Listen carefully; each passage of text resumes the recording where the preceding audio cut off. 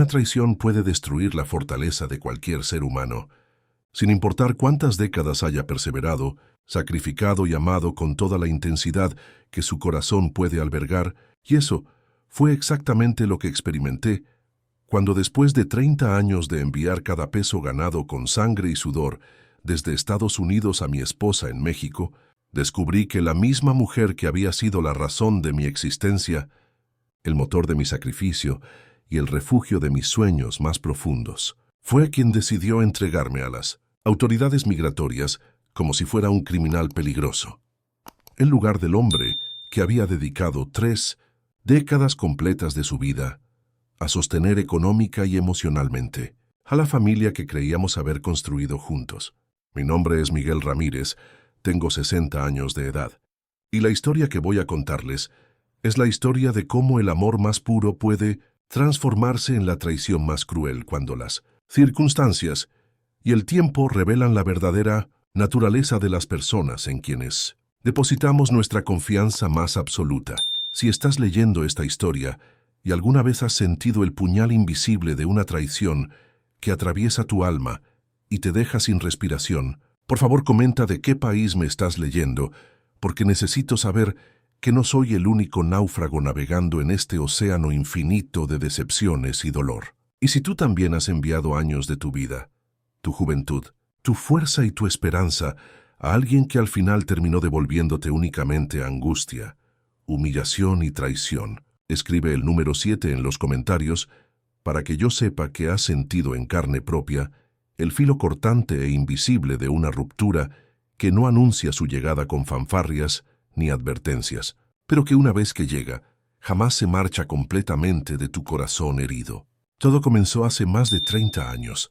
cuando yo era apenas un joven de 30 años lleno de sueños, ambiciones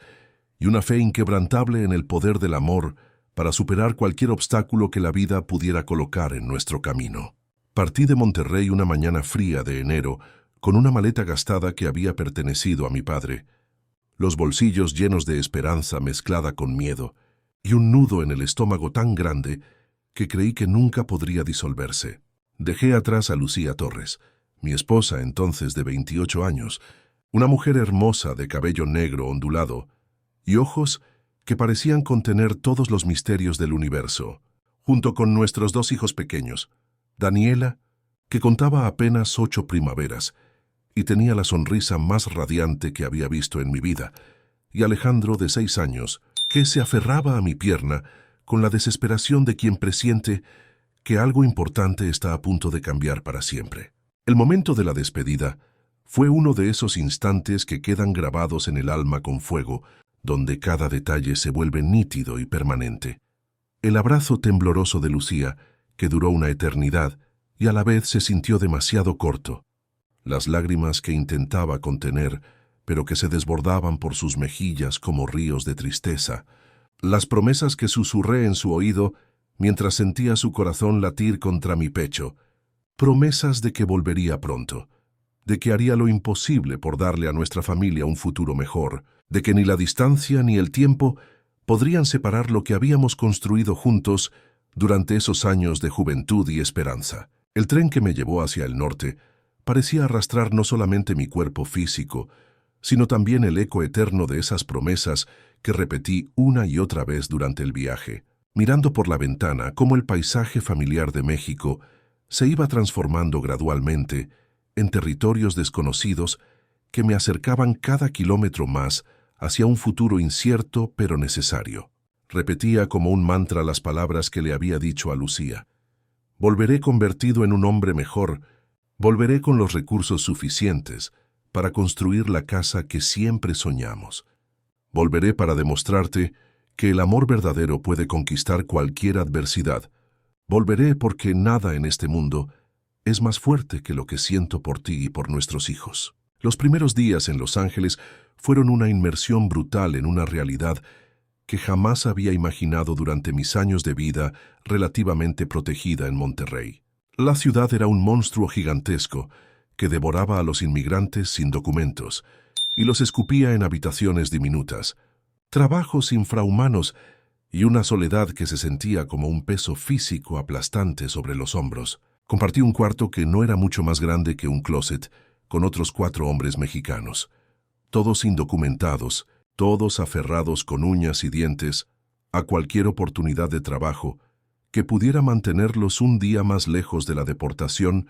y un día más cerca de enviar algo de dinero a las familias que habían dejado atrás. El cuarto olía a una mezcla permanente de humedad, calcetines sucios, comida recalentada y sueños frustrados que se habían concentrado en ese espacio claustrofóbico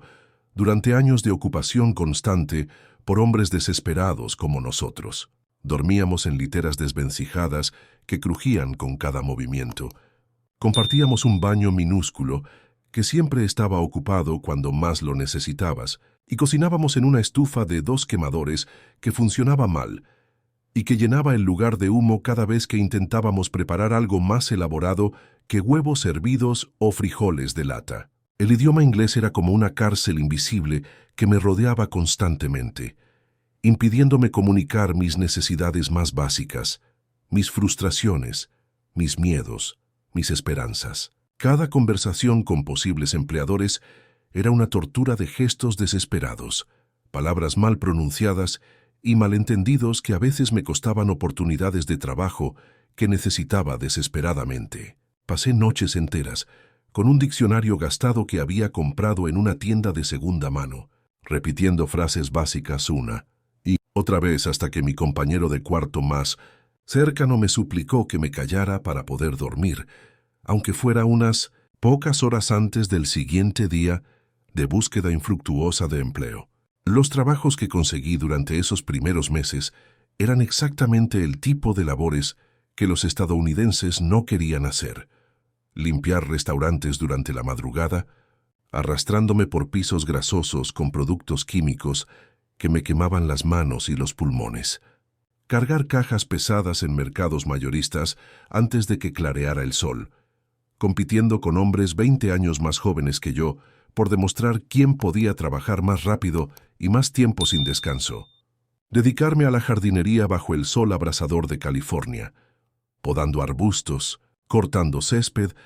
y plantando flores en las casas de familias ricas que jamás me dirigían la mirada directamente, pero que esperaban que sus jardines estuvieran perfectos cada semana. Mi vida durante esos primeros años se convirtió en una línea recta y monótona entre el cansancio físico extremo que me dejaba cada jornada laboral y la necesidad obsesiva de ahorrar hasta el último centavo posible para enviar dinero a Monterrey,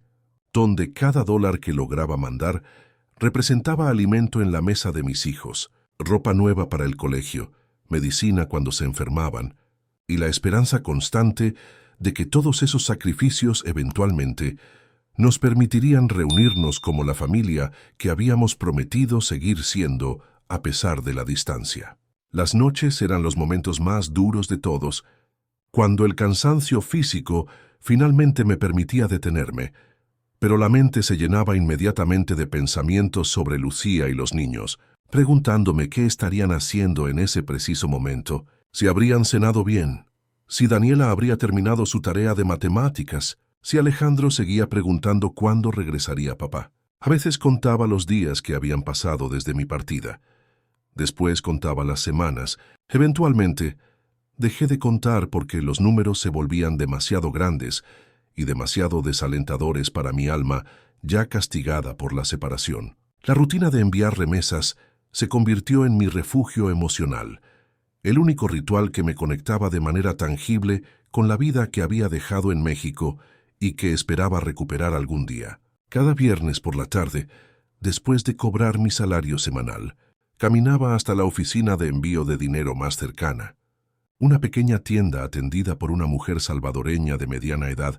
que había aprendido a reconocer mi cara y mi historia sin que yo necesitara explicarle nada. Contaba cuidadosamente los billetes que había logrado ahorrar durante esa semana, restando únicamente lo absolutamente indispensable para mi supervivencia básica, la parte de la renta del cuarto compartido, comida simple, transporte para ir al trabajo y tal vez, muy ocasionalmente, algún pequeño lujo como una llamada telefónica de larga distancia o una cerveza que bebía lentamente mientras imaginaba que estaba sentado en mi propia mesa con Lucía y los niños. Cada vez que depositaba el dinero para el envío,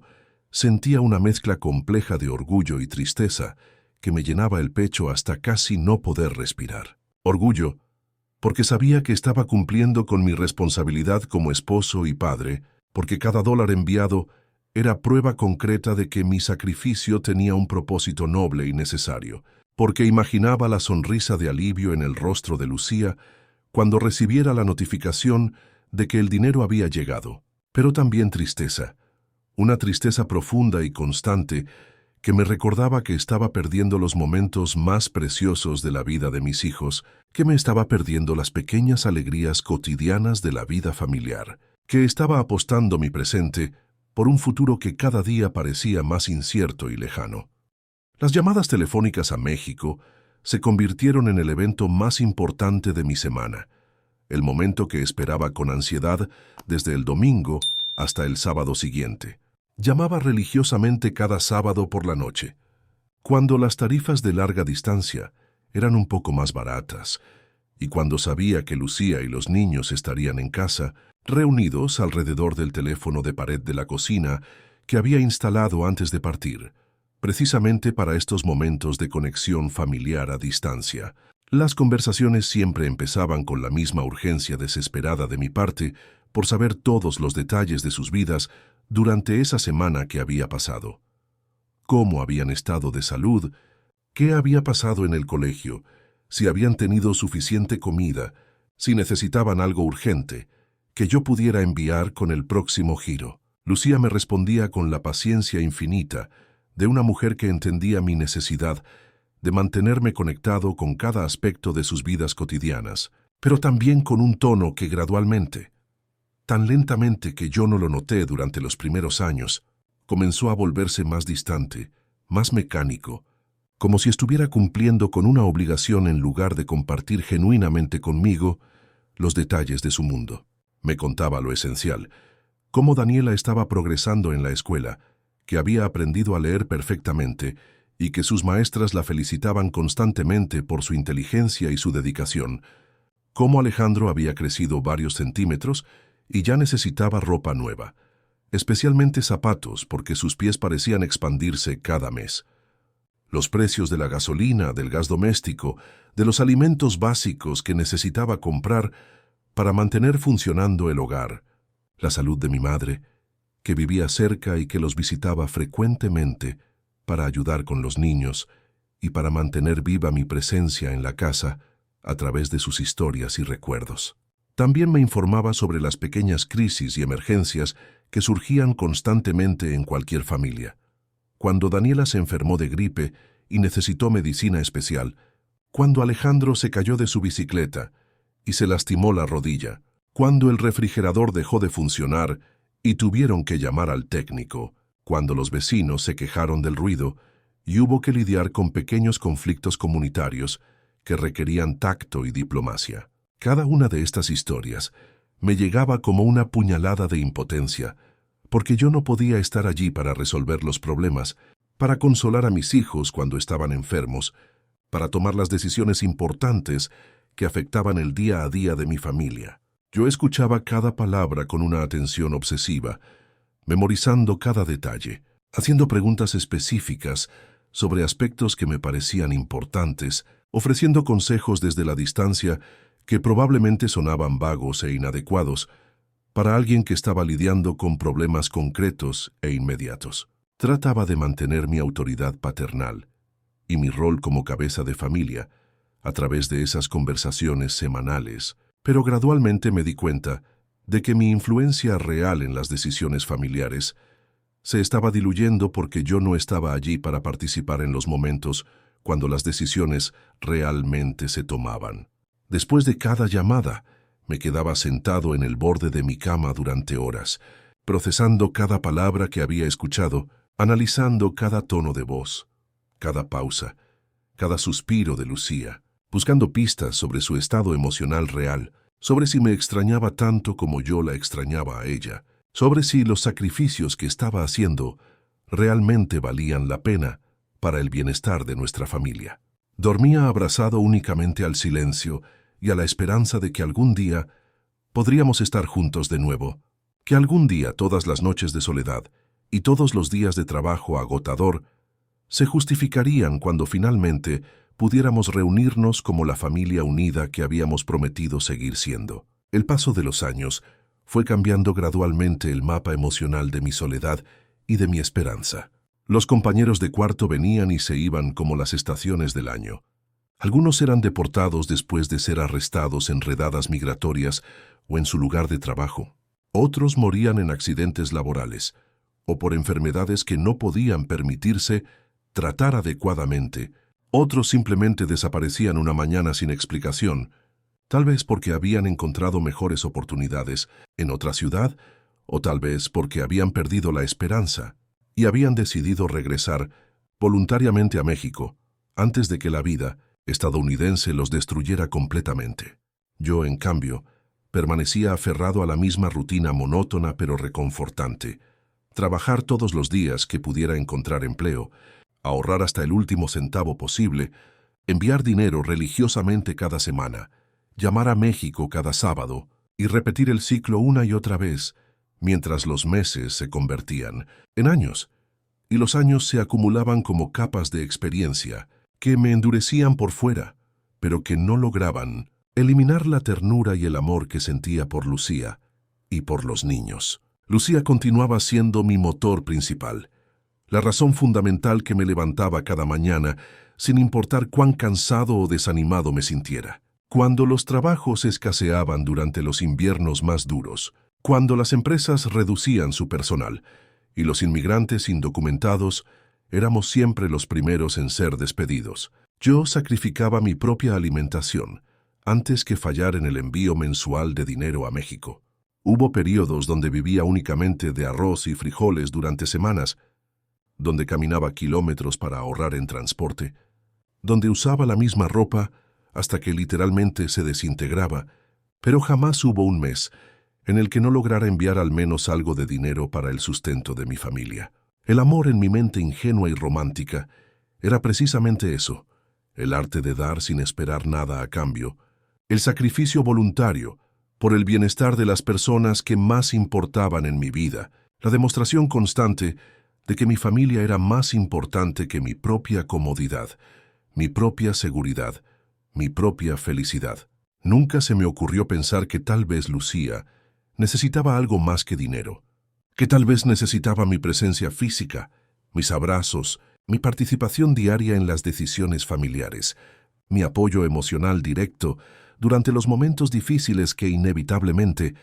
surgen en la vida de cualquier familia. Tampoco consideré que tal vez los niños necesitaban algo más que los regalos y el dinero que yo enviaba desde la distancia, que tal vez necesitaban un padre presente para enseñarles a andar en bicicleta, para ayudarles con las tareas de matemáticas, para consolarlos cuando tenían pesadillas, para establecer límites y disciplina cuando se portaban mal, para ser un modelo masculino presente y constante durante los años cruciales de su desarrollo emocional y psicológico. La relación telefónica con Lucía comenzó a transformarse de maneras tan sutiles que inicialmente las atribuía a ajustes naturales que cualquier matrimonio experimenta después de años de separación física. Primero fueron los silencios que se extendían un poco más de lo normal durante nuestras conversaciones, pausas incómodas donde ninguno de los dos sabía exactamente qué decir, donde el flujo natural de la comunicación se interrumpía por razones que no podíamos identificar claramente. Después fueron las llamadas que ella no recibía. Llegaba a casa del trabajo ansioso por conectarme con mi familia. Marcaba el número familiar, y el teléfono sonaba y sonaba sin respuesta, dejándome con una ansiedad creciente sobre dónde podrían estar o si algo malo había sucedido. Cuando finalmente lograba comunicarme con ella horas o días después, Lucía siempre tenía explicaciones perfectamente razonables. Había salido a hacer compras urgentes, había llevado a los niños al médico, había estado visitando a mi madre que no se sentía bien,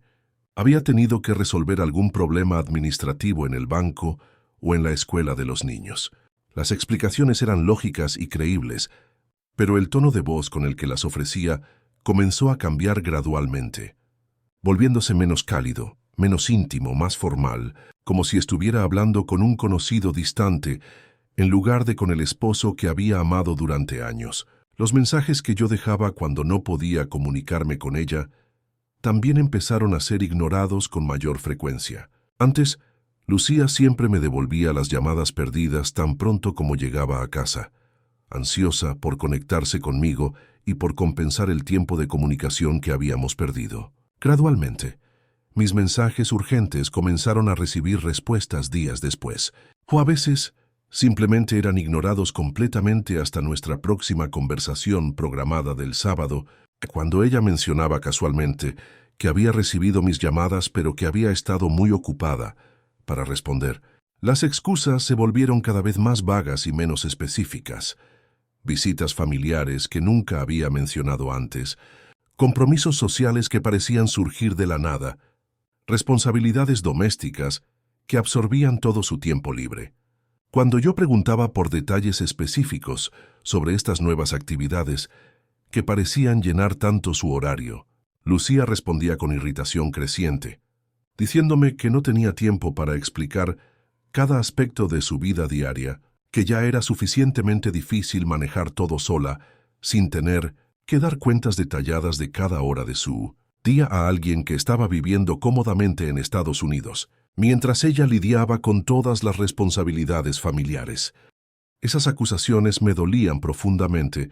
porque sabía que mi vida en Estados Unidos estaba muy lejos de ser cómoda, que cada día era una lucha constante por sobrevivir en un país que me trataba como ciudadano de segunda clase, que trabajaba en condiciones que ningún estadounidense aceptaría, que vivía en espacios que ninguna familia americana consideraría apropiados para seres humanos. Pero también entendía que tal vez Lucía tenía razón sobre la carga desproporcionada de responsabilidades familiares que ella estaba llevando, y que tal vez mi perspectiva desde la distancia no me permitía apreciar completamente las dificultades que enfrentaba diariamente como madre soltera de facto. Decidí no confrontar directamente estos cambios en nuestra relación, porque temía que cualquier conflicto abierto pudiera acelerar el deterioro de la conexión que aún manteníamos, por frágil que hubiera comenzado a volverse. Preferí atribuir las tensiones crecientes al desgaste natural que cualquier matrimonio experimenta cuando está sujeto a la presión extraordinaria de una separación geográfica prolongada, a la rutina inevitable que surge después de años de conversaciones telefónicas que necesariamente se centran en los mismos temas prácticos una y otra vez. También preferí concentrarme en los aspectos positivos de nuestra comunicación que aún permanecían intactos. Lucía seguía informándome detalladamente sobre el progreso académico de los niños, seguía consultándome sobre decisiones financieras importantes, seguía incluyéndome en conversaciones sobre planes futuros para la familia. Seguía expresando amor y cariño hacia mí, aunque ese amor comenzara a sentirse más obligatorio que espontáneo, más mecánico que apasionado. El dinero gradualmente se convirtió en el único puente realmente sólido y confiable entre Lucía y yo, el único aspecto de nuestra relación donde mi contribución era indiscutiblemente valiosa y necesaria. Las conversaciones sobre dinero eran las únicas que mantenían su intensidad emocional y su urgencia práctica. Cuando había gastos médicos inesperados, cuando los niños necesitaban útiles escolares o uniformes nuevos, cuando surgían oportunidades educativas que requerían inversión adicional, cuando la casa necesitaba reparaciones que no podían posponerse. Durante estas discusiones financieras, Lucía recuperaba temporalmente la calidez y la intimidad que había caracterizado nuestras conversaciones durante los primeros años de separación. Me explicaba detalladamente las necesidades específicas, me consultaba sobre prioridades de gasto, me agradecía efusivamente cuando yo lograba enviar cantidades superiores a lo normal para cubrir gastos extraordinarios. Estos momentos me daban esperanza renovada sobre la fortaleza fundamental de nuestro matrimonio, porque interpretaba su dependencia financiera continua como evidencia de que aún me necesitaba, de que aún valoraba mi contribución a la familia, de que aún me veía como el proveedor principal cuyo sacrificio hacía posible la estabilidad y el progreso de nuestro hogar. A veces Lucía discutía conmigo sobre aspectos específicos de los gastos familiares, cuestionando mis prioridades cuando yo sugería que ciertos gastos podían posponerse o reducirse, o cuando yo expresaba preocupación sobre el costo creciente de mantener el hogar a distancia. Estas discusiones podían volverse intensas, con Lucía defendiendo apasionadamente la necesidad de cada gasto que proponía, recordándome que yo no estaba allí para ver directamente las condiciones de vida de la familia, que no podía entender completamente las presiones sociales y económicas que enfrentaban diariamente en México. En retrospectiva, puedo ver que estas discusiones sobre dinero eran las únicas ocasiones cuando Lucía mostraba verdadera emoción durante nuestras conversaciones, cuando su voz adquiría la intensidad y la urgencia que había caracterizado nuestra comunicación durante los primeros años de matrimonio. El dinero se había convertido en el lenguaje principal de nuestro amor, la manera más clara y efectiva que tenía para demostrar mi devoción hacia ella y hacia los niños, que aparentemente la única forma en que ella aún me necesitaba genuinamente. Los niños crecieron durante esos años de separación, transformándose gradualmente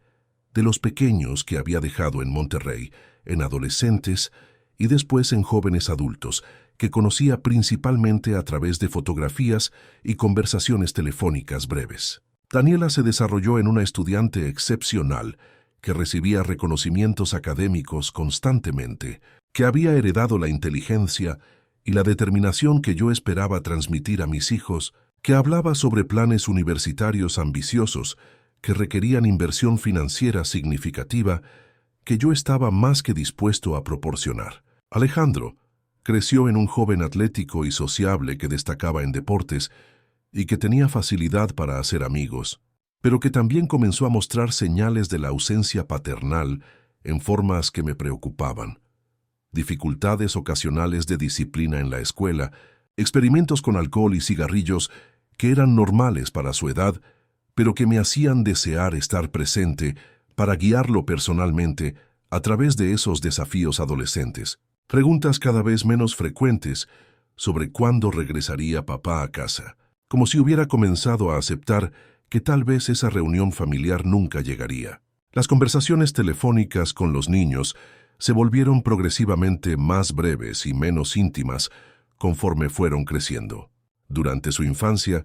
ellos se peleaban por turnos para hablar conmigo. Me contaban cada detalle de sus días con el entusiasmo infinito de los niños pequeños. Me hacían preguntas constantes sobre mi vida en Estados Unidos,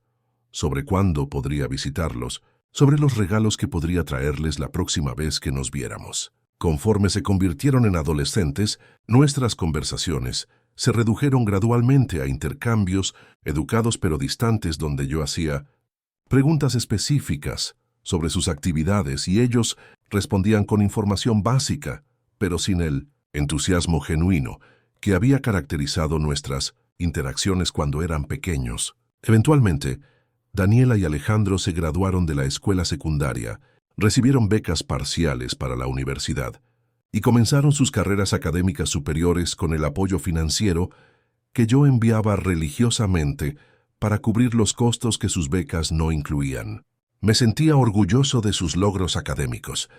pero también dolorosamente consciente de que había perdido la oportunidad de participar directamente en los momentos más importantes de sus vidas: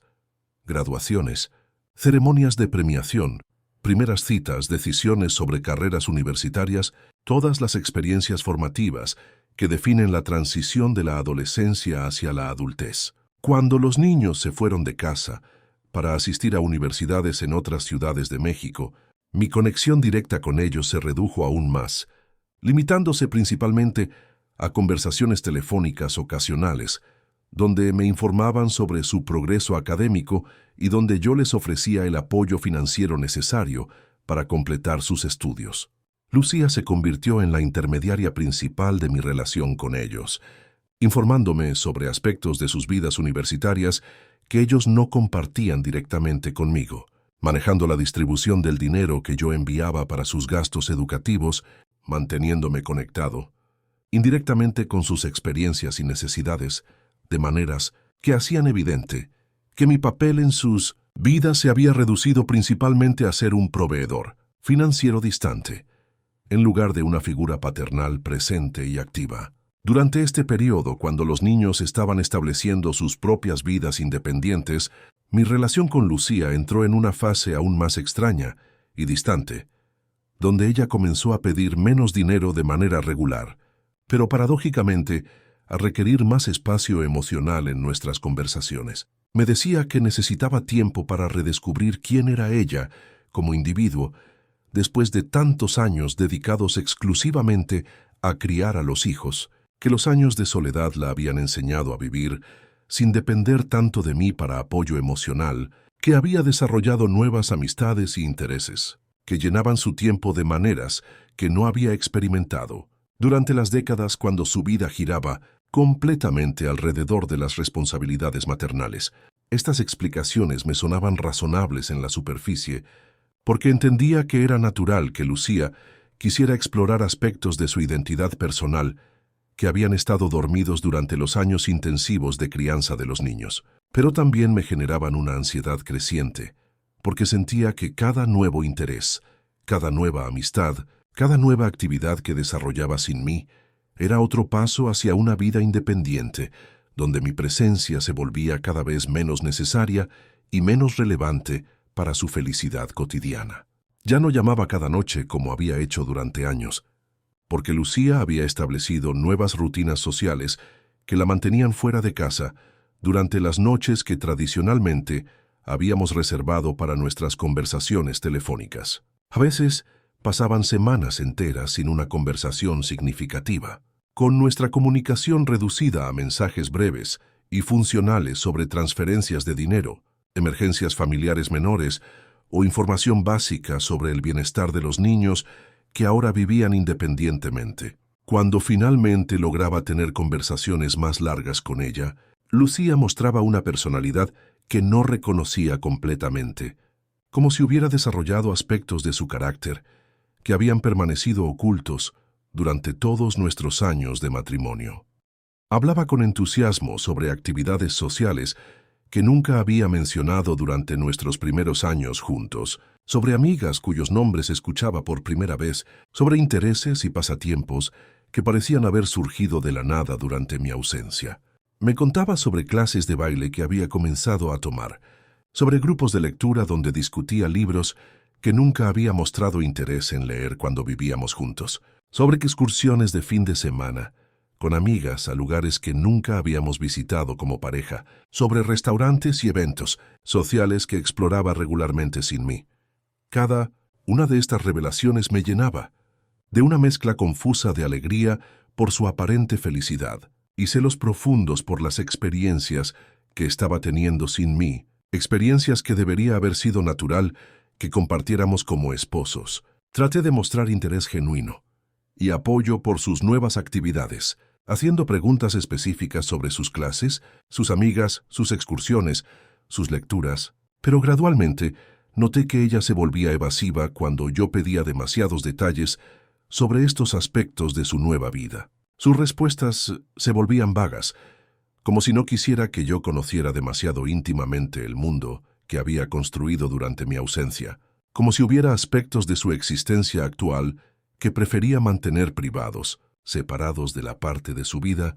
que aún compartía conmigo a través de nuestras conversaciones telefónicas esporádicas. El tema de mi regreso a México, que había sido una constante en nuestras conversaciones durante los primeros años de separación, gradualmente desapareció de nuestras discusiones. Antes, Lucía preguntaba regularmente sobre mis planes para volver, sobre los ahorros que estaba acumulando para hacer el viaje, sobre las posibilidades de encontrar trabajo decente en México que me permitiera mantener a la familia sin necesidad de estar en Estados Unidos. Durante los últimos años, esas preguntas cesaron completamente, y cuando yo mencionaba la posibilidad de regresar, ella respondía con comentarios desalentadores sobre la situación económica en México, sobre las dificultades que enfrentaría para readaptarme después de tantos años de ausencia, sobre la conveniencia de mantener el statu quo, mientras nuestros hijos completaban sus estudios universitarios. Estas respuestas me confundían porque parecían contradictorias con las expresiones de amor y lealtad que ella continuaba ofreciendo durante nuestras conversaciones, pero que comenzaron a sonar cada vez más mecánicas, como si estuviera cumpliendo con expectativas familiares en lugar de expresar sentimientos genuinos. Me decía que me amaba, que me extrañaba, que esperaba que algún día pudiéramos estar juntos de nuevo, pero lo decía con un tono de voz que carecía de la intensidad emocional que había caracterizado nuestras declaraciones de amor durante los primeros años de matrimonio. También comencé a notar inconsistencias menores en las historias que me contaba sobre sus actividades diarias, pequeñas contradicciones que probablemente no habría detectado si no hubiera estado prestando atención obsesiva a cada detalle de sus palabras durante nuestras conversaciones infrecuentes. A veces mencionaba haber estado en lugares o con personas que contradecían información que había compartido en conversaciones anteriores, o describía eventos que no coincidían temporalmente con otros compromisos que había mencionado para las mismas fechas. Cuando yo señalaba suavemente estas inconsistencias, Lucía se irritaba y me acusaba de estar interrogándola como si fuera una criminal, de no confiar en ella después de todos los años de matrimonio fiel, de estar paranoico debido a la soledad y la distancia. Sus reacciones defensivas me hacían sentir culpable por haber notado las contradicciones y gradualmente dejé de hacer preguntas específicas sobre sus actividades para evitar conflictos que parecían surgir cada vez que yo mostraba demasiado interés en los detalles de su vida diaria. La situación alcanzó un punto crítico completamente inesperado cuando recibí, durante un día ordinario de trabajo en una obra de construcción en Los Ángeles, una carta urgente enviada desde Monterrey que no venía de Lucía, como habría sido normal, sino de mi hijo Alejandro. La carta llegó a través del sistema de correo regular, lo cual era inusual porque normalmente nuestras comunicaciones familiares se limitaban a conversaciones telefónicas o mensajes ocasionales a través de servicios de mensaje que costaban menos que las cartas internacionales. El sobre llevaba la letra temblorosa de Alejandro,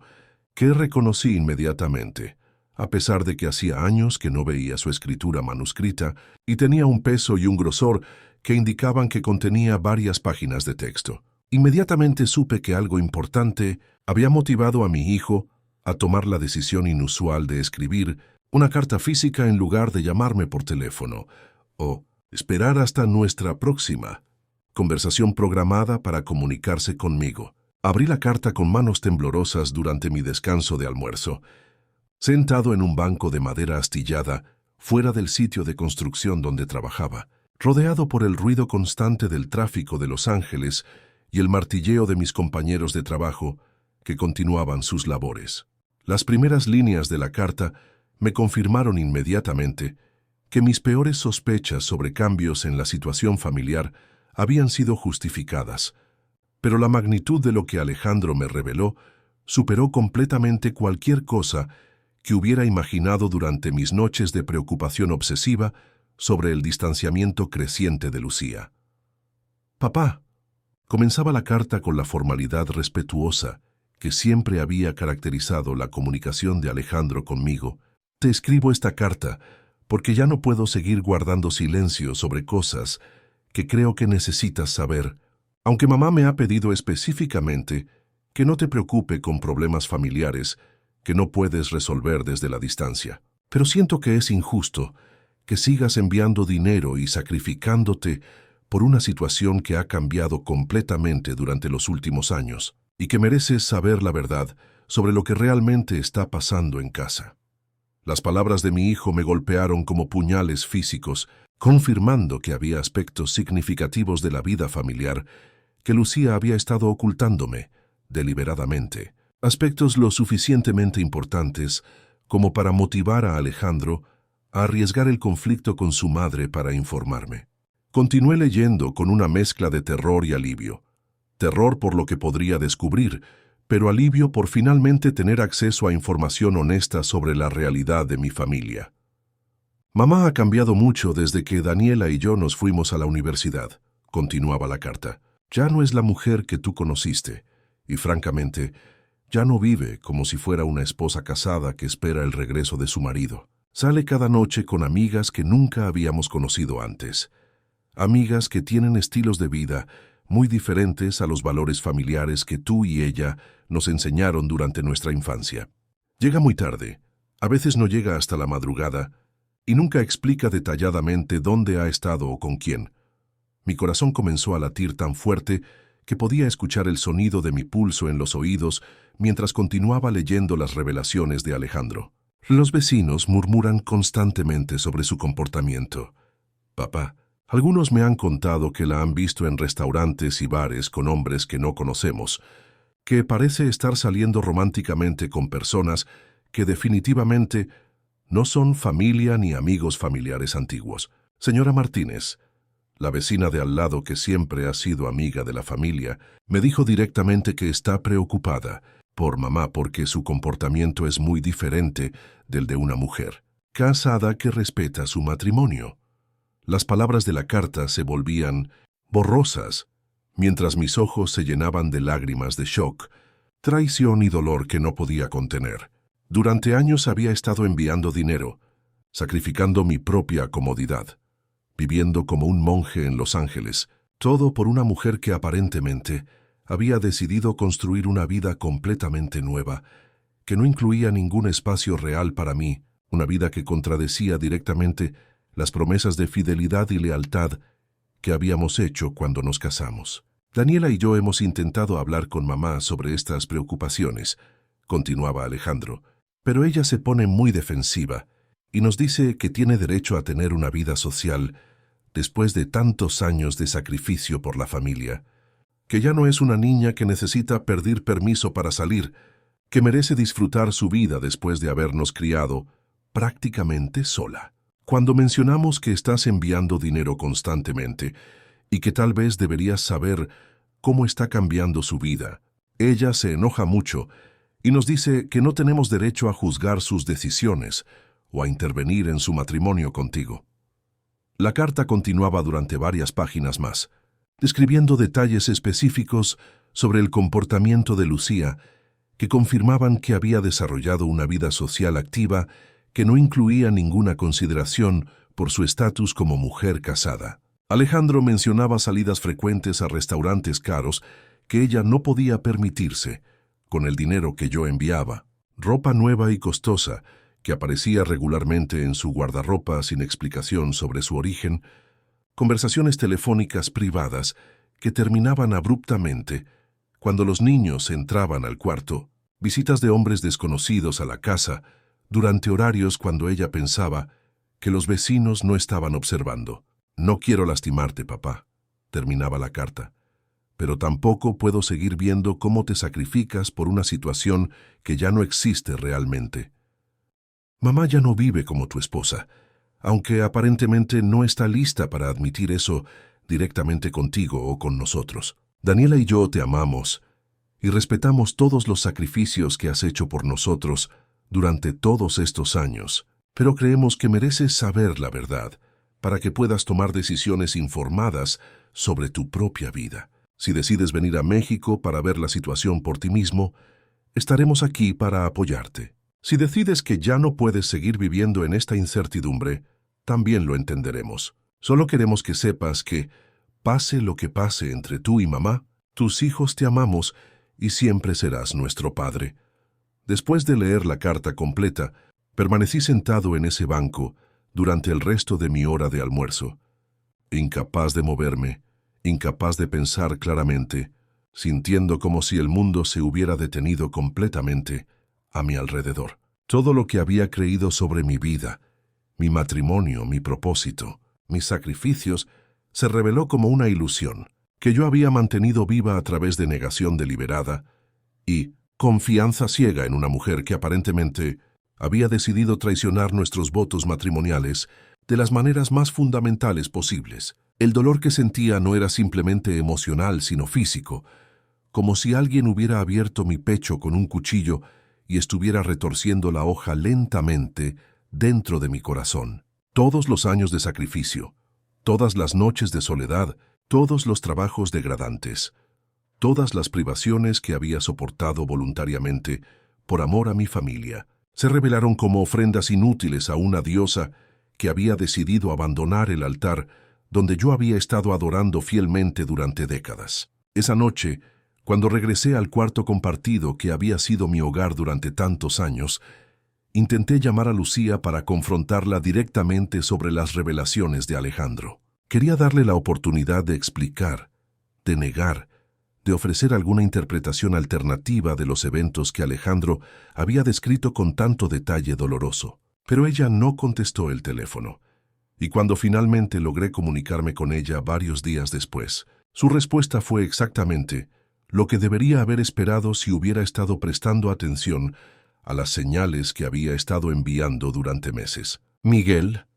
me dijo con una voz fría que no reconocí como la de la mujer que había amado durante décadas, «ya no necesitas llamar tan frecuentemente, ya no necesitas preocuparte tanto por cada detalle de mi vida. He aprendido a vivir sin depender de ti para todo, y francamente, he descubierto que puedo ser feliz sin tener que reportar cada aspecto de mi existencia a alguien que vive a miles de kilómetros de distancia y que realmente no puede entender las complejidades de mi vida actual». Sus palabras fueron como bofetadas que me dejaron sin capacidad de respuesta coherente. No negó las acusaciones implícitas en mis preguntas sobre su comportamiento reciente. No ofreció explicaciones tranquilizadoras sobre su nueva vida social. No reafirmó su amor o su lealtad hacia nuestro matrimonio. Simplemente estableció, con una claridad brutal, que ya no me consideraba una parte relevante de su vida cotidiana, que ya no valoraba mi opinión sobre sus decisiones personales, que ya no se sentía obligada por los compromisos matrimoniales que habíamos hecho juntos décadas atrás. «¿Qué significa eso exactamente, Lucía?», le pregunté, tratando de mantener mi voz estable a pesar de la tormenta emocional que se desarrollaba dentro de mí. «¿Estás diciéndome que nuestro matrimonio ha terminado? ¿Estás diciéndome que todos estos años de sacrificio no significan nada para ti? ¿Estás diciéndome que has decidido seguir adelante con tu vida como si yo no existiera?» «Estoy diciéndote que he cambiado», respondió con una honestidad que fue más dolorosa que cualquier mentira podría haber sido. «Estoy diciéndote que ya no soy la mujer joven que se casó contigo hace 30 años y que estaba dispuesta a esperar indefinidamente por un esposo que tal vez nunca regresaría realmente a casa. Estoy diciéndote que he descubierto que puedo tener una vida plena y satisfactoria, sin centrar cada decisión alrededor de alguien que eligió irse y que nunca tomó medidas concretas para regresar permanentemente». La conversación continuó durante varios minutos más, pero cada intercambio adicional solo confirmó lo que ya había quedado claro desde sus primeras palabras. Lucía había tomado la decisión consciente de terminar efectivamente nuestro matrimonio sin la cortesía de informármelo directamente. Había construido una nueva vida que no incluía espacio para mí. Había utilizado el dinero que yo enviaba como apoyo financiero para su transición hacia la soltería, mientras mantenía la ficción de que seguíamos siendo una familia unida. Cuando finalmente terminamos la llamada,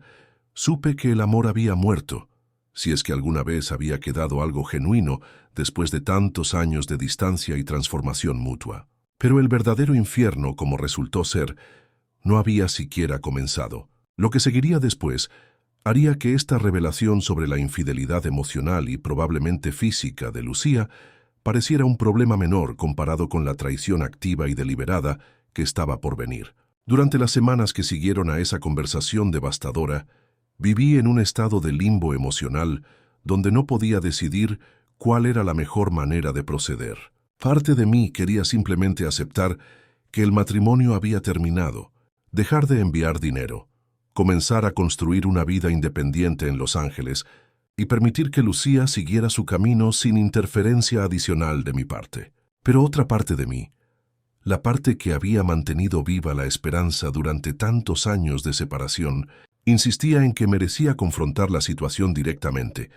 ver con mis propios ojos lo que había sucedido con mi familia, tener una conversación final cara a cara que proporcionara cierre definitivo a 3 décadas de matrimonio. La decisión de viajar a México se cristalizó gradualmente,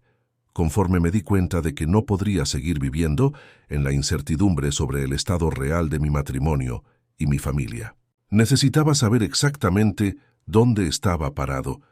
Necesitaba ver a Lucía directamente para entender completamente la magnitud de los cambios que había experimentado durante mi ausencia. Necesitaba tener conversaciones honestas con mis hijos sobre su perspectiva de la situación familiar, y necesitaba tomar decisiones informadas sobre mi propio futuro, basándome en información directa en lugar de especulaciones a distancia. Pero también sabía que viajar a México como inmigrante indocumentado, que había estado viviendo en Estados Unidos durante décadas, representaba un riesgo enorme para mi libertad y mi futuro. Si era arrestado por las autoridades migratorias mexicanas o estadounidenses durante el viaje, enfrentaría deportación inmediata y prohibición permanente de regresar a Estados Unidos, lo cual significaría la pérdida de todo lo que había construido durante mis años en Los Ángeles. Mi trabajo estable, mis ahorros acumulados, mi red de contactos profesionales, mis posibilidades de eventual regularización legal. Sin embargo,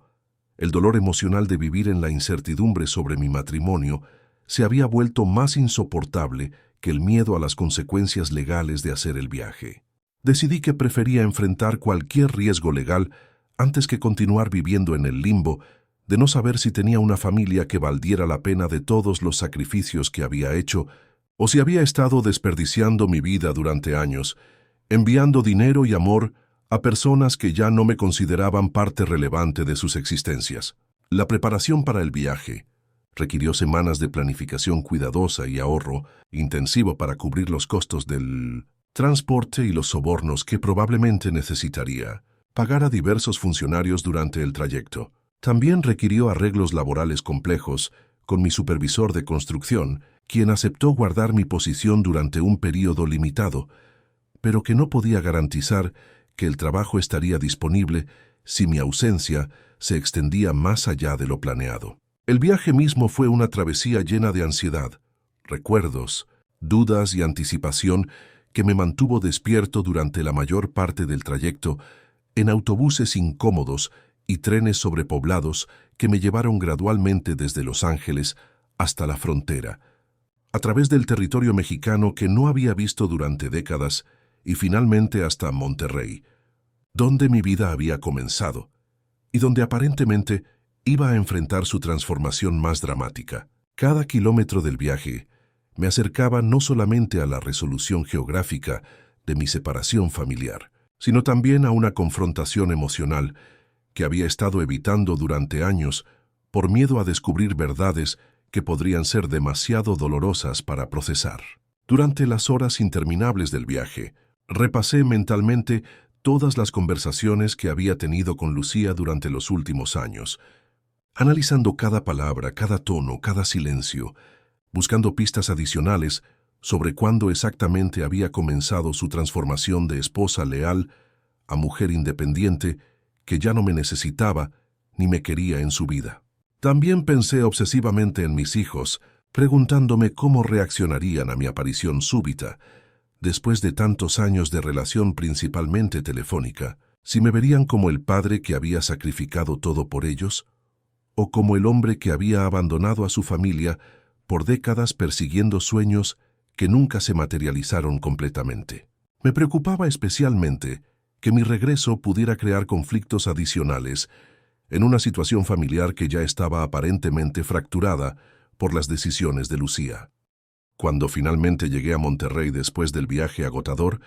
la ciudad me recibió como a un extraño. Las calles que había conocido íntimamente durante mi juventud habían cambiado completamente durante mis décadas de ausencia, con nuevos edificios, nuevas carreteras, nuevos barrios que no reconocía. Incluso el aire olía diferente, como si la ciudad hubiera desarrollado una personalidad completamente nueva durante los años que había estado viviendo en Los Ángeles. El barrio donde Lucía y yo habíamos vivido como recién casados también había experimentado transformaciones significativas. Algunas de las casas pequeñas y modestas habían sido reemplazadas por construcciones más grandes y modernas. Las calles habían sido repavimentadas, Se habían agregado parques y comercios que no existían cuando yo era un residente regular del área. Me sentía como un fantasma visitando una versión modernizada de mi pasado, tratando de reconocer rastros de la vida que había dejado atrás en un paisaje que había evolucionado sin mí. Cuando finalmente llegué a la casa donde Lucía vivía, la casa que había estado financiando durante décadas, pero que no había visto en años, descubrí que también había sido significativamente mejorada y ampliada con el dinero que yo había enviado regularmente. Tenía una fachada nueva, un jardín bien mantenido, mejoras visibles que representaban una inversión considerable que aparentemente había sido realizada sin consultarme sobre los gastos o pedirme aprobación para las decisiones de diseño. La casa se veía próspera, cómoda, bien cuidada, como el hogar de una familia de clase media que tenía recursos suficientes para mantener su propiedad en excelentes condiciones. Era irónico ver que mi dinero había creado exactamente el tipo de hogar estable y atractivo que siempre había soñado proporcionar a mi familia, pero que yo había tenido que permanecer ausente de ese hogar para hacer posible su existencia. Cuando toqué la puerta, experimenté una mezcla de emociones tan intensa que pensé que podría desmayarme. Anticipación por ver a Lucía después de tantos años, terror por lo que podría descubrir sobre el estado real de nuestro matrimonio, nostalgia por los recuerdos de nuestra vida juntos en esa casa durante nuestros primeros años de matrimonio, y una tristeza profunda por todo lo que habíamos perdido durante las décadas de separación. Lucía abrió la puerta después de varios minutos de espera que me parecieron horas. Había cambiado físicamente durante los años de mi ausencia de maneras que no había anticipado completamente. Se veía más delgada, más elegante, más sofisticada que la mujer joven que había dejado atrás. Su cabello estaba cortado en un estilo moderno que no reconocía. Llevaba ropa que era obviamente cara y de buena calidad, y tenía un aire de confianza e independencia que contrastaba dramáticamente con la mujer dependiente y doméstica que había conocido durante nuestros primeros años juntos. Pero más que los cambios físicos,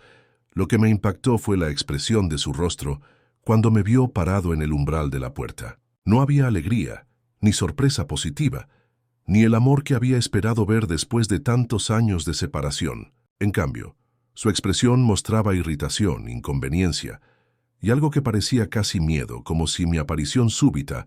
representara una complicación problemática en lugar de una reunión largamente esperada. «Miguel», me dijo con un tono de voz que confirmó inmediatamente que yo no era bienvenido. «No esperaba verte. No me dijiste que venías. ¿Por qué no me avisaste que estabas planeando este viaje?» Sus primeras palabras me confirmaron que había algo fundamentalmente erróneo en la situación, que mi llegada estaba creando problemas que yo no había anticipado, que mi presencia física en el hogar que había estado financiando durante décadas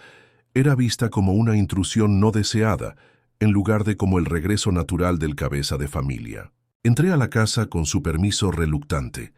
notando inmediatamente que el interior había sido completamente renovado y redecorado con un estilo que no reconocía ni me representaba. Los muebles eran nuevos y caros. Las decoraciones reflejaban gustos que Lucía aparentemente había desarrollado durante mi ausencia. Las fotografías familiares que esperaba ver habían sido reemplazadas por arte moderno y objetos decorativos que no tenían ninguna conexión con nuestra historia compartida como familia. Lo más doloroso era que no había evidencia visible de mi existencia en la casa que había estado pagando durante décadas. No había fotografías mías en las paredes, no había recuerdos de nuestro matrimonio temprano, no había indicaciones de que un esposo ausente, pero presente financieramente, fuera parte de la vida de los residentes de esa casa. Era como si Lucía hubiera borrado sistemáticamente cualquier rastro de mi existencia,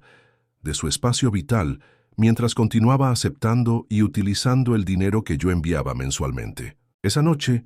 mientras trataba de tener conversaciones normales con Lucía sobre nuestro matrimonio, sobre nuestros hijos, sobre nuestro futuro, sobre los cambios que habían ocurrido durante mi ausencia, la tensión en la casa era palpable. Lucía se mostraba distante, evasiva, claramente incómoda con mi presencia física,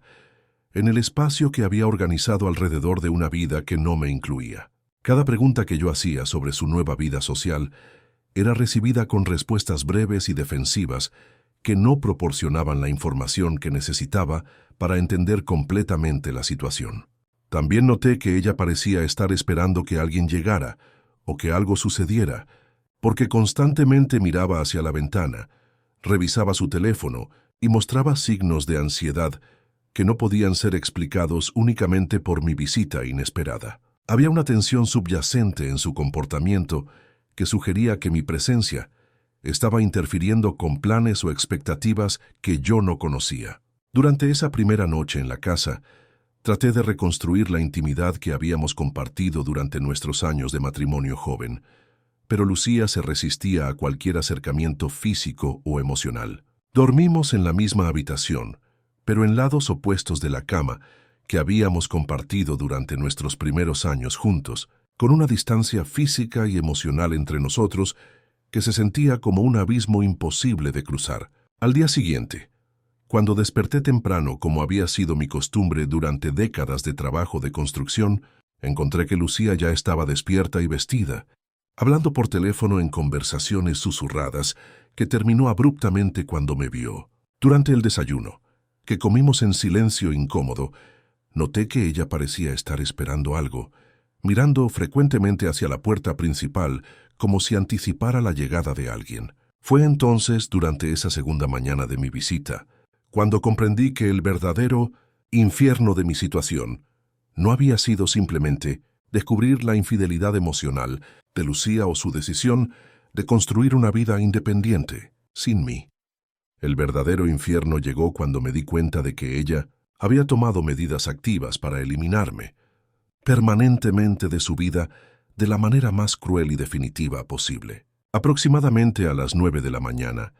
mientras yo estaba tratando de tener una conversación honesta con Lucía sobre el futuro de nuestro matrimonio, sobre las posibilidades de reconciliación, sobre los arreglos financieros que serían necesarios si decidíamos divorciarnos formalmente, escuchamos el sonido inconfundible de vehículos oficiales deteniéndose frente a la casa. Miré por la ventana y vi 2 camionetas del Instituto Nacional de Migración estacionadas en la calle,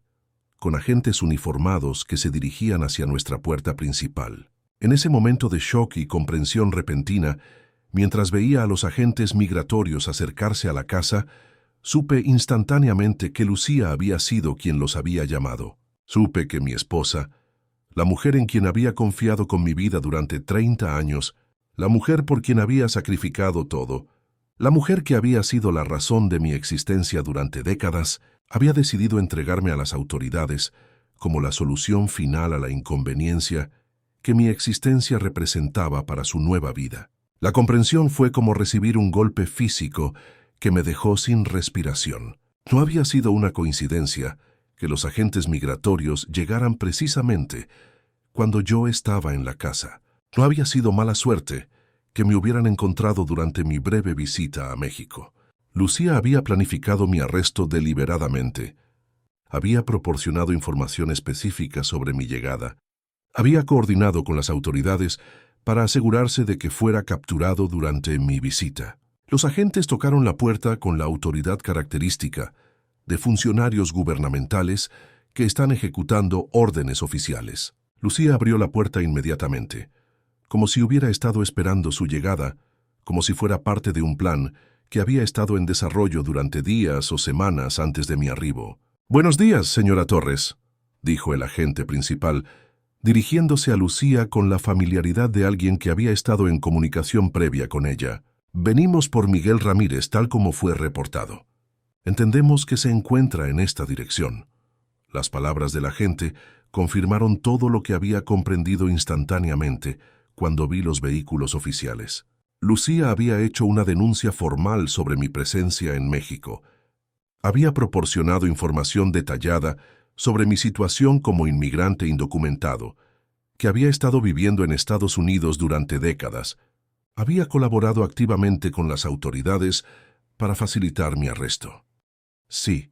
respondió Lucía con una voz fría y profesional que no reconocí como la de la mujer que había amado durante la mitad de mi vida. Está aquí. Miguel Ramírez, mi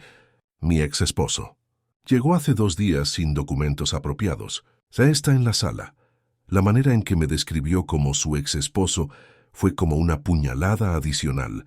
porque revelaba que ella había tomado la decisión unilateral de terminar nuestro matrimonio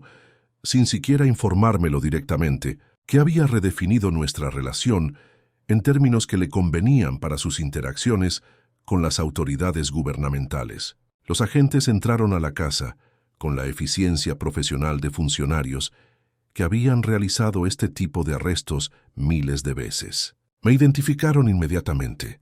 Verificaron mi identidad comparando mi rostro con una fotografía que obviamente Lucía les había proporcionado, y me informaron que estaba siendo arrestado por violaciones de las leyes migratorias mexicanas relacionadas con mi entrada al país sin documentación apropiada y mi residencia no autorizada en Estados Unidos durante décadas. Durante los minutos surrealistas del arresto, mientras los agentes me esposaban en la sala de la casa que había estado financiando durante 30 años, miré directamente a Lucía buscando algún signo de conflicto moral, alguna indicación de que sentía remordimiento por lo que estaba haciendo, alguna evidencia de que la decisión de entregarme había sido difícil para ella. Pero su expresión permaneció completamente neutral, casi aburrida, como si estuviera presenciando un evento rutinario que no tenía ningún significado emocional personal para ella. ¿Por qué, Lucía?, le pregunté directamente mientras los agentes completaban los procedimientos de arresto. ¿Por qué después de 30 años decidiste hacer esto? ¿Por qué no simplemente me dijiste que querías el divorcio? ¿Por qué tenías que destruirme completamente? Su respuesta fue entregada con una frialdad que me congeló hasta los huesos, porque ya no podía seguir viviendo con la complicación de tenerte en mi vida de ninguna manera, Miguel. Tu regreso solo iba a crear problemas para la nueva vida que he construido. Era más sencillo resolver la situación de una vez por todas. Sus palabras revelaron una crueldad calculada que jamás había imaginado que pudiera existir en la mujer que había conocido durante nuestros años de juventud y amor temprano. No había emoción en su explicación, no había reconocimiento del dolor que me estaba causando, no había consideración por los 30 años de sacrificio que había hecho por ella y por nuestra familia. Simplemente había reducido 3 décadas de matrimonio a una complicación que necesitaba ser resuelta de la manera más eficiente posible. Los agentes me informaron que sería transportado inmediatamente a las instalaciones de procesamiento migratorio en la Ciudad de México, donde enfrentaría procedimientos legales relacionados con mi situación irregular y donde las autoridades estadounidenses serían notificadas sobre mi arresto para coordinar mi eventual deportación de regreso a Estados Unidos. Me explicaron que Lucía había proporcionado documentación detallada sobre mi residencia no autorizada en Estados Unidos, incluyendo información sobre mi empleo, mis ingresos, mis remesas a México, información que solo alguien con acceso íntimo a mi vida personal podría haber compilado. Mientras era escoltado hacia los vehículos oficiales, pude ver a algunos vecinos observando desde sus ventanas y puertas,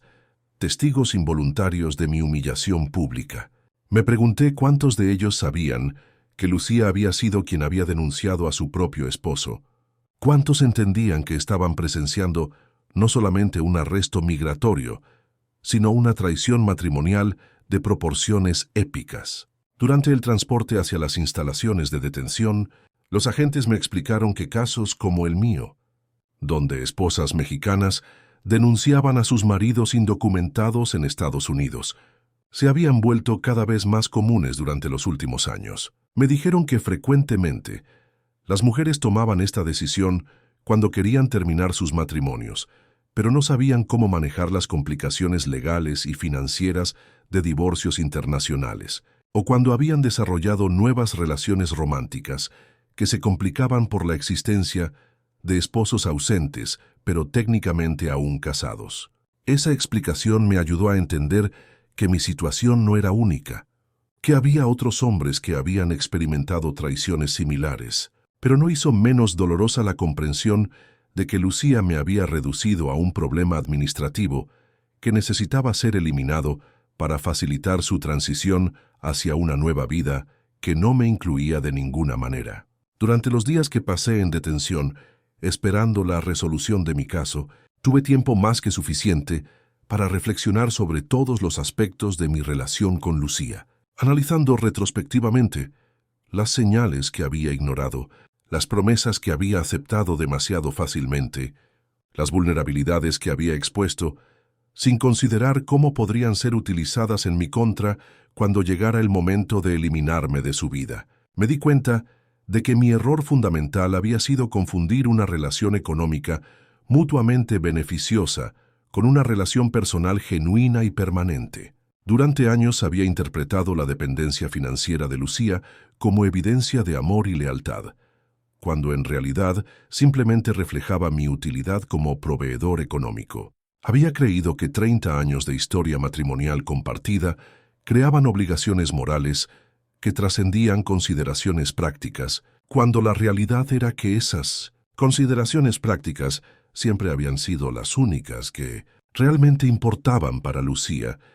También me di cuenta de que había sido ingenuo al creer que mi valor excepcional como proveedor económico me protegería de ser eliminado cuando me convirtiera en una inconveniencia personal. En realidad, mi conocimiento íntimo de la vida de Lucía y mi estatus legal como su esposo me convertían en una amenaza potencial para su nueva vida que justificaba mi eliminación urgente en lugar de mi protección continua. Los procedimientos legales para mi deportación fueron expeditados debido a la evidencia detallada que Lucía había proporcionado sobre mi residencia no autorizada en Estados Unidos. Las autoridades mexicanas coordinaron rápidamente con sus contrapartes estadounidenses para organizar mi transferencia de regreso a Los Ángeles, donde enfrentaría procesamiento adicional y eventual deportación permanente de Estados Unidos. La ironía más amarga del proceso legal fue que la documentación proporcionada por Lucía había sido tan completa y precisa que había facilitado enormemente el trabajo de las autoridades migratorias. Sus registros meticulosos de mis remesas, sus conocimientos detallados sobre mi empleo y mi residencia en Los Ángeles, su información sobre mis planes de viaje y mis movimientos, constituían evidencia perfecta que hacía virtualmente imposible cualquier defensa legal efectiva contra las acusaciones de residencia no autorizada prolongada. Durante las audiencias preliminares en México, quedó claro que mi deportación era inevitable y que cualquier intento de apelar o retrasar el proceso sería inútil. Los funcionarios me explicaron que casos donde existía evidencia tan detallada proporcionada voluntariamente por familiares mexicanos eran procesados con prioridad alta, porque demostraban cooperación ejemplar entre ciudadanos mexicanos y autoridades gubernamentales en el cumplimiento de leyes migratorias. Cuando finalmente fui deportado de regreso a Estados Unidos, el proceso incluyó prohibición permanente de Mindewetsintom, reingreso y alertas en sistemas migratorios de ambos países que harían imposible cualquier viaje futuro entre México y Estados Unidos sin detección y arresto inmediatos. Lucía había logrado su objetivo de eliminarme permanentemente, no solamente de su vida personal, sino también de cualquier posibilidad futura de interferir con sus planes o decisiones. El vuelo de deportación de México a Los Ángeles fue como un viaje funeral, donde cada milla me acercaba hacia el procesamiento final que determinaría mi expulsión definitiva de Estados Unidos y mi regreso forzado a México como un hombre de 60 años sin recursos, sin hogar, sin familia que me quisiera, sin futuro claro. Durante el vuelo, repasé obsesivamente cada momento de mi vida con Lucía, cada decisión que había tomado, cada sacrificio que había hecho, tratando de entender en qué momento exacto el amor se había transformado en resentimiento tan profundo que justificaba la destrucción completa de mi vida. Al llegar a Los Ángeles, fui trasladado inmediatamente a instalaciones de detención migratoria, donde pasé varias semanas adicionales esperando la deportación final a México. Durante ese periodo, perdí mi trabajo en construcción, perdí acceso a mis ahorros bancarios, perdí mi apartamento y todas mis pertenencias personales que había acumulado durante décadas de vida en Estados Unidos. Los compañeros de celda en detención compartían historias similares de traición familiar, abandono y pérdida total de todo lo que habían construido durante años de trabajo duro en Estados Unidos. Muchos habían sido denunciados por familiares que querían eliminar complicaciones legales, reclamar herencias o simplemente deshacerse de parientes inconvenientes que sabían demasiado sobre secretos familiares. Aprendí que mi experiencia con Lucía era parte de un patrón más amplio, donde los vínculos familiares se volvían armas cuando las circunstancias cambiaban de maneras que hacían inconveniente mantener esos vínculos. Cuando finalmente fui deportado definitivamente a México, llegué como un hombre completamente derrotado que cargaba únicamente una maleta pequeña, con ropa básica y documentos de deportación que confirmaban mi prohibición permanente de regresar a Estados Unidos. No tenía dinero suficiente para más que unos pocos días de gastos básicos. No tenía conexiones profesionales que pudieran ayudarme a encontrar empleo apropiado para mi edad. No tenía hogar propio donde vivir y no tenía ningún plan concreto para reconstruir una vida que había sido completamente destruida por la traición de la persona en quien más había confiado. Mis hijos me recibieron en el aeropuerto de Saint-Sim, Monterrey, con amor genuino, pero también con la tristeza obvia de ver a su padre convertido en un refugiado económico que necesitaba su apoyo para las necesidades más básicas de supervivencia. Daniela había terminado sus estudios universitarios y trabajaba como contadora en una empresa local, pero su salario era modesto y no podía proporcionar apoyo financiero significativo. Alejandro estaba completando sus estudios de medicina y dependía de trabajos de medio tiempo para cubrir sus gastos educativos. La situación familiar se había complicado enormemente por mi deportación, porque ahora mis hijos adultos tenían que elegir entre mantener relaciones con su madre, que les había proporcionado estabilidad durante su crecimiento, y apoyar a su padre, que había sido traicionado, pero que también había estado ausente durante los momentos más importantes de sus vidas. La traición de Lucía había fracturado la familia de maneras que iban mucho más allá del impacto en mi vida personal. Los primeros meses de regreso en México fueron como existir en un limbo emocional y práctico donde cada día representaba una lucha por la supervivencia básica y por la adaptación a un país que había cambiado significativamente durante mis décadas de ausencia. El México al que regresé era diferente del país que había dejado 30 años antes. Más moderno en algunos aspectos, más violento en otros, con una economía que ofrecía pocas oportunidades para hombres de mi edad sin conexiones locales o habilidades especializadas que fueran relevantes para el mercado laboral actual. La búsqueda de empleo fue humillante, de maneras que no había anticipado completamente. Tenía que explicar 30 años de ausencia del mercado laboral mexicano. Tenía que traducir experiencias profesionales estadounidenses a contextos que los empleadores mexicanos pudieran entender y valorar. Tenía que competir con candidatos décadas más jóvenes que tenían educación formal actualizada y conexiones familiares que yo había perdido durante mis años de ausencia. Los trabajos que logré conseguir inicialmente eran exactamente el tipo de empleos mal remunerados y sin futuro que había estado tratando de evitar cuando decidí emigrar a Estados Unidos 30 años antes. Trabajo de limpieza nocturna en oficinas, empleos temporales en almacenes, labores de jardinería en casas de familias ricas que me trataban con la misma condescendencia que había experimentado como inmigrante en Los Ángeles. Era como si hubiera regresado al punto de partida de mi vida profesional, pero ahora con 60 años y sin la energía física o la esperanza que había tenido durante mi juventud. El salario combinado de estos trabajos múltiples era aproximadamente una décima parte de lo que había ganado durante mis últimos años en Los Ángeles, y apenas alcanzaba para cubrir gastos básicos de supervivencia. Renta de un cuarto pequeño en una pensión modesta, alimentación simple, transporte público y ocasionalmente algún pequeño regalo para mis hijos cuando quería demostrar que aún era capaz de contribuir positivamente a sus vidas. Pero más desafiante que la adaptación económica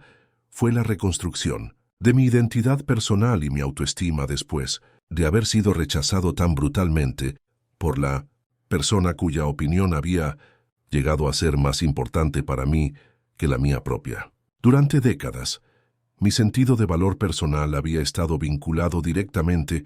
con mi capacidad de proveer para Lucía y los niños, con mi éxito como inmigrante que lograba enviar dinero constante a México, con mi rol como cabeza de familia responsable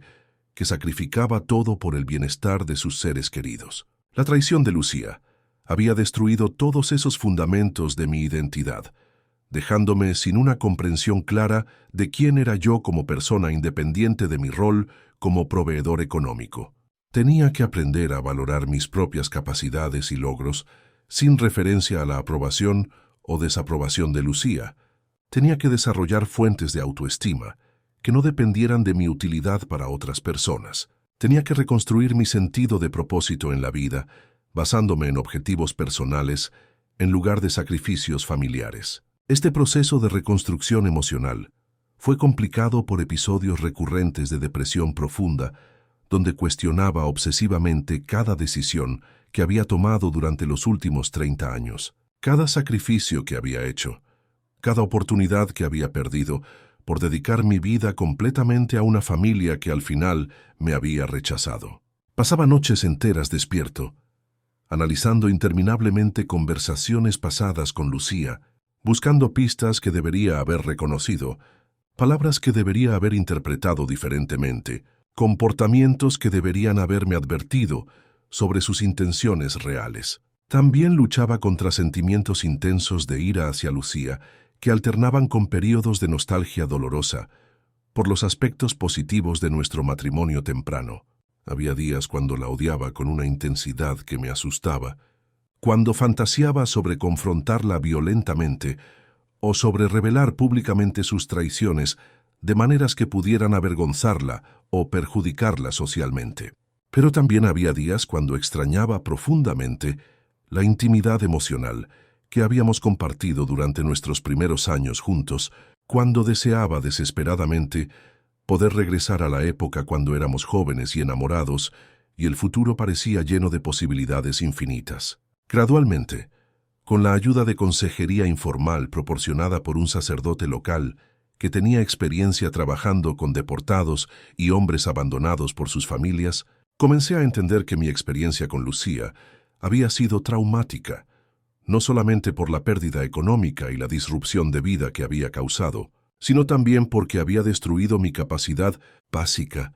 de confiar en mi propia percepción de las relaciones humanas y en mi juicio sobre el carácter de las personas cercanas a mí. Durante 30 años había creído genuinamente que conocía a Lucía como persona, que entendía sus valores fundamentales y sus motivaciones, que podía predecir cómo respondería en situaciones difíciles basándome en nuestros años de experiencia compartida. Su traición había demostrado que todas esas creencias habían sido ilusiones que yo había construido, porque necesitaba creer que estaba seguro en una relación que era fundamentalmente inestable y condicional. Esa comprensión fue simultáneamente liberadora y aterrorizante. Liberadora porque significaba que podía dejar de culparme por no haber detectado las señales de traición que supuestamente debería haber notado, pero aterrorizante, porque significaba que tenía que reconstruir mi capacidad de evaluar relaciones y situaciones sin la confianza que había caracterizado mis interacciones sociales durante la mayor parte de mi vida adulta. Aprendí que tendría que encontrar un equilibrio difícil entre mantener suficiente apertura emocional para formar relaciones significativas con nuevas personas, mientras desarrollaba simultáneamente mecanismos de autoprotección que me permitieran detectar y responder apropiadamente a señales de peligro que había ignorado completamente durante mi matrimonio con Lucía. El proceso de perdón resultó ser particularmente complejo porque tenía que distinguir entre perdonar a Lucía por mi propia paz mental y excusar o minimizar la magnitud de lo que había hecho. Gradualmente, llegué a entender que el perdón genuino no significaba olvidar lo que había sucedido o pretender que su traición había sido justificable, sino liberarme de la carga emocional destructiva del odio y el resentimiento que estaban impidiendo mi capacidad de construir una nueva vida basada en mis propios objetivos y valores. También tuve que aprender a perdonarme a mí mismo por haber sido ingenuo, por haber confiado demasiado, por haber sacrificado aspectos importantes de mi propio desarrollo personal, por mantener una relación que al final resultó ser unilateral. Durante años me había culpado por no haber sido más inteligente, más sospechoso, más protectivo de mis propios intereses, pero gradualmente comprendí que la capacidad de amar y confiar profundamente, incluso cuando esa confianza resulta mal colocada, era una fortaleza de carácter, en lugar de una debilidad que merecía autocrítica constante. Después de aproximadamente un año de lucha intensa, con estos aspectos emocionales de mi recuperación, comencé a desarrollar una perspectiva diferente sobre mi experiencia que me permitió transformar la narrativa personal de ser simplemente una víctima de traición hacia ser un superviviente, que había aprendido lecciones valiosas sobre independencia emocional, autoprotección práctica y la importancia de construir seguridad personal que no dependiera completamente de la lealtad de otras personas. Esa transformación de perspectiva fue crucial para mi capacidad de seguir adelante de maneras constructivas porque me permitió extraer valor y significado de mis sufrimientos en lugar de simplemente sentirme abrumado por la injusticia y el dolor de lo que había experimentado. Comencé a ver mi historia como una advertencia valiosa que podía compartir con otros hombres en situaciones similares, como una fuente de sabiduría práctica sobre los riesgos de la dependencia emocional excesiva y como evidencia de la capacidad humana para sobrevivir y reconstruir después de pérdidas devastadoras. Aproximadamente 2 años después de mi deportación, había logrado establecer una rutina de vida modesta pero estable que incluía trabajo regular como guardia de seguridad nocturno en una fábrica textil, vivienda independiente en un apartamento pequeño pero decente que podía permitirme con mi salario, relaciones cordiales con algunos compañeros de trabajo y vecinos que proporcionaban conexión social básica y comunicación regular con mis hijos que habían logrado separar su amor por mí de su relación complicada con su madre. Mi situación económica seguía siendo significativamente más limitada de lo que había sido durante mis años en Estados Unidos, y mis perspectivas de crecimiento profesional eran mínimas debido a mi edad y al mercado laboral restrictivo en México. Pero había alcanzado un nivel de estabilidad que me permitía cubrir mis necesidades básicas sin dependencia de la caridad familiar, y había desarrollado suficiente ecuanimidad emocional para encontrar satisfacción en pequeños placeres cotidianos que no habían estado disponibles para mí durante mis años de sacrificio obsesivo por mi familia. La relación con mis hijos se había reconstruido gradualmente sobre fundamentos más auténticos y realistas que reconocían tanto mis contribuciones positivas como padre proveedor durante sus años de crecimiento, como las limitaciones inevitables de cualquier relación paternal que había sido mantenida principalmente a través de comunicación a distancia durante períodos prolongados. Daniela y Alejandro habían llegado a entender que tanto Lucía como yo habíamos cometido errores significativos durante los años de separación familiar, pero que mi traición había sido involuntaria, mientras que la de su madre había sido deliberada y calculada. Esa distinción moral había sido importante para mis hijos, porque les había permitido mantener amor y respeto hacia mí mientras desarrollaban sentimientos más complicados hacia Lucía, quien había ganado su estabilidad emocional durante la infancia a costa de destruir la integridad familiar durante su adultez. Ninguno de mis hijos había cortado relaciones completamente con su madre, pero ambos habían establecido límites claros sobre el nivel de intimidad y confianza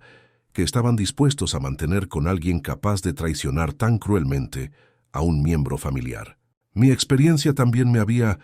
conectado con una comunidad informal, pero significativa de otros hombres, deportados que habían enfrentado traiciones familiares similares y que se apoyaban mutuamente a través de conversaciones regulares, consejos prácticos sobre supervivencia económica en México y validación emocional que confirmaba que nuestras experiencias no habían sido únicas ni merecidas. Estos hombres se habían convertido en los hermanos que nunca había tenido, unidos por sufrimientos compartidos y determinación común de reconstruir vidas dignas, a pesar de haber perdido todo lo que habían construido durante décadas de trabajo duro. A través de estas conexiones, había aprendido que las traiciones familiares relacionadas con inmigración se habían vuelto epidémicas durante los últimos años, conforme las familias mexicanas se adaptaban a décadas de separación geográfica, desarrollando identidades e intereses que gradualmente excluían a los miembros familiares ausentes. Los cambios culturales en México, combinados con las presiones económicas y sociales de mantener relaciones a larga distancia, habían creado condiciones donde era cada vez más común que las esposas mexicanas vieran a sus maridos, inmigrantes, como problemas que necesitaban ser resueltos en lugar de como compañeros, que merecían lealtad permanente. Esa comprensión sociológica más amplia me había ayudado a contextualizar mi experiencia personal dentro de tendencias históricas y culturales que iban mucho más allá de las decisiones individuales de Lucía, sin excusar su comportamiento, pero ayudándome a entender que había sido víctima de fuerzas sociales complejas, además de la traición personal de una mujer específica. Esta perspectiva había reducido mi tendencia a personalizar excesivamente lo que había sucedido y había aumentado mi capacidad de extraer lecciones generalizables que podrían beneficiar a otros hombres en situaciones similares. Ahora, aproximadamente 3 años después de mi deportación, que he llegado a un punto de equilibrio emocional, donde puedo discutir mi experiencia con Lucía, sin ser abrumado por ira o tristeza paralizantes, donde puedo extraer valor de mis sufrimientos pasados para ayudar a otros, donde puedo construir nuevas relaciones basadas en lecciones aprendidas sobre autoprotección y reciprocidad, y donde puedo encontrar significado y propósito en una vida que es muy diferente de lo que había planeado, pero que sigue siendo valiosa y digna de vivirse completamente. Las lecciones más importantes que he extraído de esta experiencia incluyen la comprensión de que la seguridad emocional real no puede depender completamente de la lealtad de otras personas, sin importar cuán cercanas o confiables parezcan, porque las circunstancias y las personas cambian de maneras impredecibles que pueden transformar incluso las relaciones más sólidas en fuentes de peligro. También he aprendido que el sacrificio extremo por otros, aunque sea motivado por amor genuino, puede crear dependencias y expectativas que eventualmente se vuelven tóxicas para todas las partes involucradas. Quizás la lección más valiosa ha sido la comprensión de que la identidad personal y la autoestima deben estar basadas en valores y logros intrínsecos en lugar de en la aprobación o dependencia de otras personas, porque cualquier identidad que depende completamente de relaciones externas es vulnerable a destrucción instantánea cuando esas relaciones cambian o terminan. He aprendido a valorar mi propia integridad, mi capacidad de supervivencia, mi habilidad para formar nuevas conexiones y mi potencial para contribuir positivamente a mi comunidad, independientemente de si esas cualidades son reconocidas o apreciadas por personas específicas, cuyas opiniones solían ser cruciales para mi autoestima. También he desarrollado una filosofía práctica sobre las relaciones que equilibra apertura emocional con protección inteligente, que valora la intimidad y la confianza, pero que no sacrifica la independencia personal por la ilusión de seguridad que viene de depender completamente de otros. He aprendido a disfrutar la compañía y el apoyo de otras personas, sin necesitar que esas relaciones sean perfectas o permanentes, y a contribuir generosamente a las vidas de otros sin sacrificar mis propias necesidades o comprometer mi capacidad de supervivencia independiente. Mi relación actual con el recuerdo de Lucía es compleja, pero ya no destructiva. Puedo reconocer que hubo aspectos genuinos y valiosos de nuestro matrimonio durante nuestros primeros años juntos, que ella no siempre fue la persona cruel y calculadora que demostró ser durante mi deportación, que las presiones de 30 años de separación probablemente la cambiaron de maneras que ninguno de nosotros había anticipado cuando éramos jóvenes y optimistas sobre nuestro futuro conjunto. Al mismo tiempo, puedo mantener claridad sobre la magnitud de su traición y sobre mi derecho a sentir dolor y ira sobre cómo eligió terminar nuestro matrimonio, sin permitir que esos sentimientos consuman mi energía o limiten mi capacidad de formar nuevas relaciones. He llegado a un punto donde puedo desearle bienestar en su nueva vida sin desear reconciliación, donde puedo agradecer las lecciones que su traición me enseñó sin minimizar el daño que causó, donde puedo usar mi experiencia con ella para ayudar a otros sin revivir constantemente mi propio trauma. Para otros hombres que puedan estar enfrentando situaciones similares, mi consejo más importante es que mantengan siempre algún nivel de independencia económica y emocional, que nunca permitan que sus vidas enteras dependan de la lealtad de una sola persona, que desarrollen redes de apoyo, que incluyan múltiples relaciones, en lugar de concentrar toda su confianza en una relación primaria, y que construyan identidades personales, que puedan sobrevivir a la pérdida de cualquier relación específica, sin importar cuán importante esa relación parezca en el momento. También aconsejo que presten atención cuidadosa a cambios graduales en las actitudes y comportamientos de sus parejas, especialmente cuando esos cambios coinciden con periodos de separación geográfica prolongada o con transiciones importantes en las responsabilidades familiares. Los cambios que parecen menores, inicialmente, pueden ser indicadores de transformaciones fundamentales en valores y prioridades que eventualmente amenazarán la estabilidad de la relación de maneras impredecibles. Pero quizás lo más importante que quiero comunicar es que es posible sobrevivir y eventualmente prosperar después de traiciones tan devastadoras como la que experimenté, que aunque el dolor nunca desaparece completamente y las cicatrices permanecen visibles, la capacidad humana para adaptarse y reconstruir es mucho mayor de lo que podemos imaginar cuando estamos en medio de crisis que parecen insuperables. La vida que tengo ahora es profundamente diferente de la que había planeado cuando era joven y lleno de sueños sobre el futuro que Lucía y yo construiríamos juntos.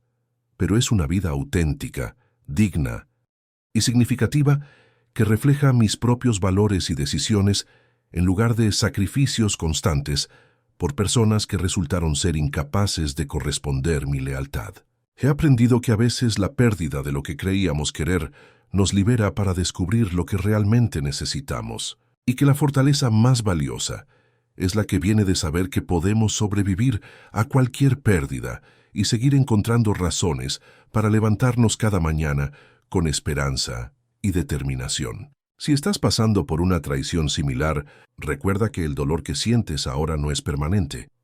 que la persona que te traicionó no tiene el poder de definir tu valor o tu futuro, que tienes dentro de ti recursos de supervivencia y crecimiento que tal vez no sabías que poseías. El camino hacia la recuperación es largo y difícil, pero es posible, y al final puedes emerger como una persona más sabia, más fuerte y más auténtica que la persona que eras antes de enfrentar la crisis que ahora parece insuperable. La traición de Lucía me enseñó que el amor verdadero hacia uno mismo es el fundamento de cualquier otra forma de amor saludable, que la dignidad personal es el tesoro más valioso que poseemos y que ninguna relación, sin importar cuán importante parezca, vale la pena si requiere que sacrifiquemos nuestra integridad o nuestra capacidad de supervivencia independiente. Estas lecciones fueron pagadas con un precio muy alto, pero han resultado ser más valiosas que cualquier cosa que perdí cuando mi vida anterior fue destruida por la traición de alguien en quien confié completamente. Hoy puedo decir con honestidad que, aunque nunca elegiría revivir el dolor que experimenté, estoy agradecido por las lecciones que aprendí, por la fortaleza que desarrollé, por las relaciones auténticas que he formado y por la perspectiva más clara que tengo sobre lo que realmente importa en la vida. Soy un sobreviviente, no una víctima, y esa distinción ha hecho toda la diferencia en mi capacidad de seguir adelante con esperanza y determinación hacia un futuro que construyo para mí mismo, en lugar de para personas que demostraron ser indignas de mis sacrificios.